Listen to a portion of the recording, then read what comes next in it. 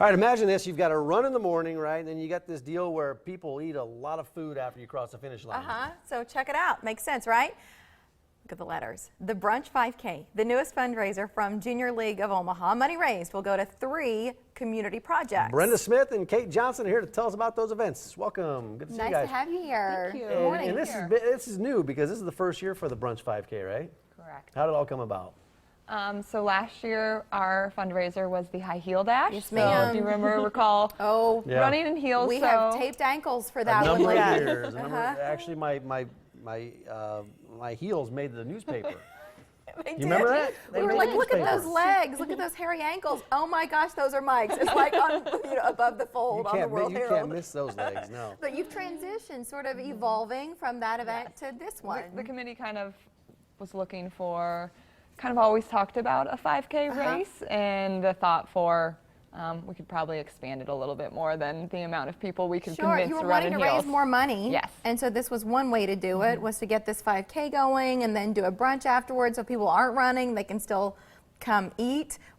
Is that what is unique about this run, or what were the elements that you thought would make it stand out? Yeah, I think the brunch afterwards is kind of what we think makes it unique, so that there's the 5K, there's the walk, and just brunching. So whether we think a lot of people like both, or like just brunching, or just running. So there's a lot of races that have, a beer afterwards or a bagel, but we're like, why not have a full brunch? Well, you widened the net because you're going to get runners, and then you're going to get walkers, and you're going to get foodies too. Is that kind of what the goal was? To just bring a lot more people together? Yeah, just more interest. And I would say serious runners. I don't know, are you timing this? If they want to, incorporate it into their schedule? Because a lot of people would do a run every weekend if they could. Yeah, we are timing the 5K. Or if you're a beginner, you could just go walk. I mean, that's more my speed. What's for brunch? What's on the menu? Have we decided that yet? So it's a buffet with various eggs, your kind Where of standard Kate- bacon. The restaurant Yeah. is a popular one. Yeah, so it's at Crave. Great. Hey, I'll do that. What are you most looking forward to about this event?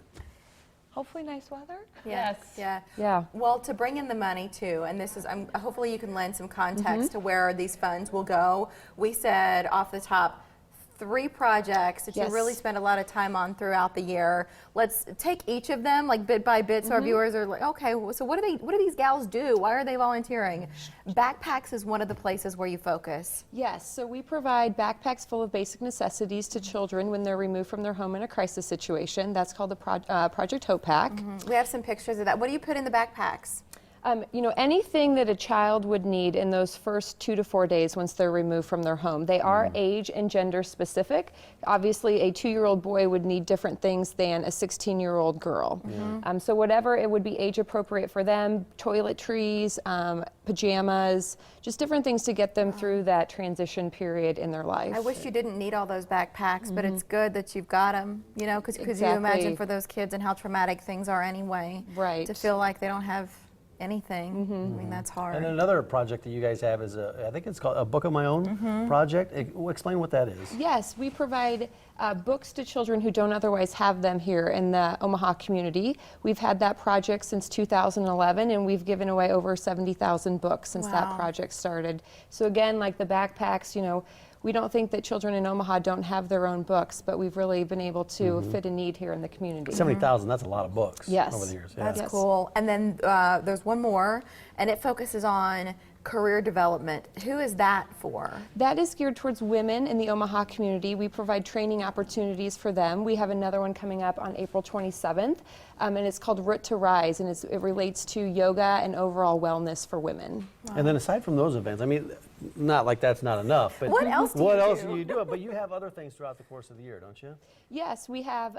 We provide training opportunities for women so they can learn how to be an effective volunteer. That's one of our main goals for our members. And then we have additional fundraisers throughout the year. And we've been here for the Color Run. We have Big Red Block Party, American Girl, which obviously the fashion show. Yes, we just had that in March. So we're very busy throughout the year, but we're very thankful for our members that help us with all those events. The 2 of you could volunteer for anything. I imagine you've got like lives and families and jobs. Why do you spend time with Junior League of Omaha? What is it about these projects and this mission that speaks to you? What speaks to me is that I'm able to get to know other like-minded women here in the Omaha community.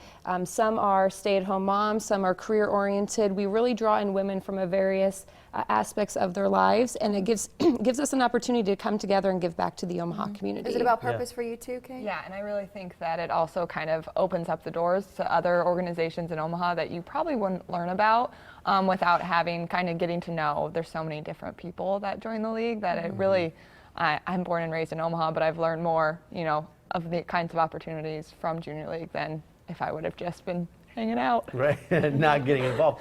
Back to the Omaha's Brunch 5K, right? What's the best way to get tickets? So if you go to jlomaha.org and you can click on the Brunch 5K right on the main page, and that will get you to our race registration site. And you can see we broke down the prices right there for you, because you can do the brunch and you can do the 5K, or that's $50, or a 1K in the brunch, $30. Or if you just want to eat, come in and tear up some waffles and some bacon, you can do that for $25. Well, and there's even one more category for kids if they just want to do the brunch. So like if you're, mom and dad are running and then eating, and the kids just want to come and grab a bite to eat, there's an option for that too. And you can learn more about all of it at jlomaha.org. And it is April 16th. Oh, it says 15th on the screen, but it's 16th. Thank you 16th. Because otherwise Saturday. people are showing up at Midtown Crossing. That's awkward. Thank you. Good to have you both here. Where's the finish line at? Hello. Okay, so